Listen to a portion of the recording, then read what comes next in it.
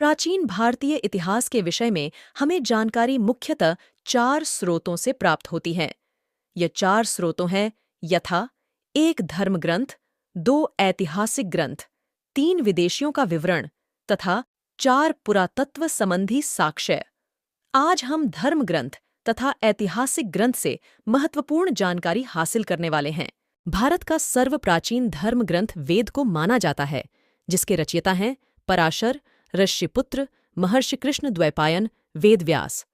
वेद वसुधैव कुटुंबकम का उपदेश देता है। वेद को 4 भागों में बांटा जाता है, यथा ऋग्वेद, यजुर्वेद, सामवेद तथा अथर्ववेद। इन 4 वेदों को एक साथ संहिता कहा जाता है। चलिए अब हम ऋग्वेद के बारे में थोड़ा सा जानकारी हासिल करते हैं।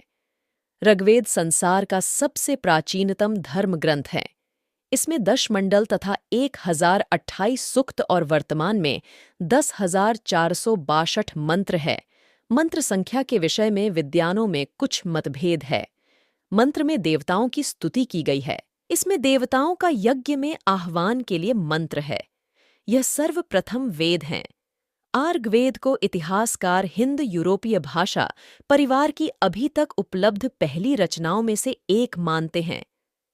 संसार के उन सर्वप्रथम ग्रंथ में से एक मानते हैं जिसकी किसी रूप में मान्यता आज तक समाज में बनी हुई है। यह सनातन धर्म का प्रमुख ग्रंथ है।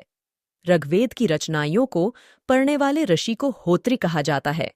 ऋग्वेद सबसे पुराणों ज्ञात वैदिक संस्कृत पुस्तक है।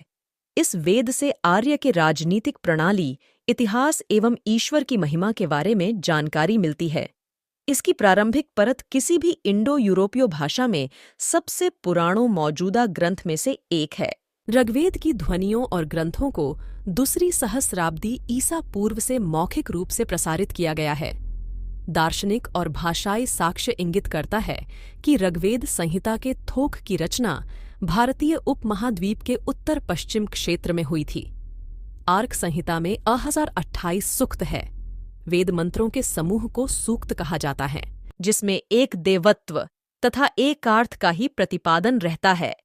ऋग्वेद में ही मृत्यु निवारक त्र्यंबक मंत्र या मृत्युंजय मंत्र वर्णित है। आर्ग विधान के अनुसार इस मंत्र के जप के साथ विधिवत व्रत तथा हवन करने से दीर्घ आयु प्राप्त होती है तथा मृत्यु दूर होकर सब प्रकार का सुख प्राप्त होता है। विश्वामित्र द्वारा रचित ऋग्वेद के 3 मंडल में सूर्य देवता सावित्री को समर्पित प्रसिद्ध गायत्री मंत्र भी इसी में वर्णित है। इसके 9वें मंडल में देवता सोम का उल्लेख है।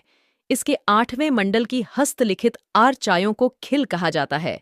चतुष्वर्ण समाज की कल्पना का आदि स्रोत ऋग्वेद के 10वें मंडल में वर्णित पुरुष सूक्त हैं। यह सनातन धर्म का प्रमुख ग्रंथ है। ऋग्वेद की रचनाओं को पढ़ने वाले ऋषि को होत्री कहा जाता है। ऋग्वेद सबसे पुरानों ज्ञात वैदिक संस्कृत पुस्तक है। इस वेद से आर्य के राजनीतिक प्रणाली, इतिहास एवं ईश्वर की महिमा के बारे में जानकारी मिलती है।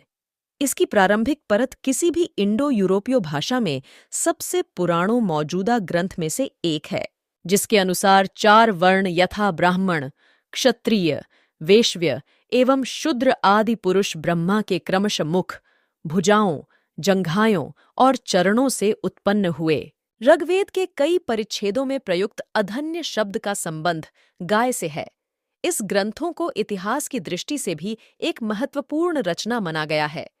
ईरानी अवेस्ता की गाथाओं का ऋग्वेद के श्लोकों को जैसे स्वरों में होना, जिसमें कुछ विविध भारतीय देवताओं जैसे अग्नि, वायु, जल तथा सोम आदि का वर्णन है। ऋग्वेद किसी भी अन्य इंडो आर्यन पाठ की तुलना में कहीं अधिक पुरातन है। इस कारण से यह मैक्स मुलर और रुडोल्फ रोथ के समय से पश्चिमी विद्वानों के ध्यान के केंद्र में था। ऋग्वेद वैदिक धर्म के प्रारंभिक चरण को दर्ज करता है। प्रारंभिक ईरानी अवेस्ता के साथ मजबूत भाषाई और सांस्कृतिक समानताएं हैं, जो प्रोटो इंडो ईरानी काल से व्युत्पन्न हैं। ऋग्वेद का समय ईसा पूर्व 10,000 से अधिक प्राचीनतम माना गया है। अगर आपको हमारा चैनल पसंद है तो कृपया लाइक और सब्सक्राइब करें। धन्यवाद।